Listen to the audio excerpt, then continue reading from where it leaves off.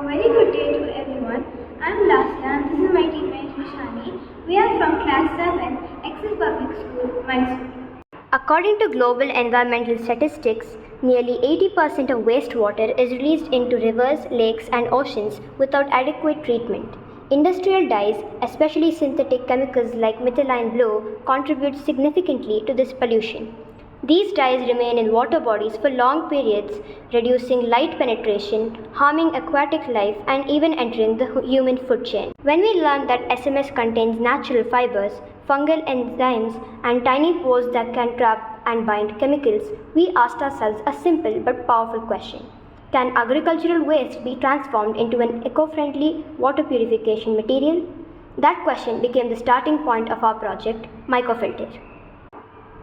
So, we combined two ideas, agricultural waste from mushroom farms, traditional filtration techniques. This combination gave us a low-cost, bio-based water purification system capable of removing both physical impurities and dissolved chemical pollutants. To create MycoFilter, we first collected spent mushroom substrate from nearby mushroom growers.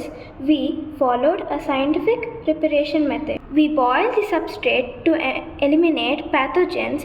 We then sun-dried it and sterilized it at about 100 degrees Celsius. We finally powdered it to increase its surface area, allowing it to trap more pollutants. Next, we designed a multi-layer filtration column with 6 layers arranged from bottom to top.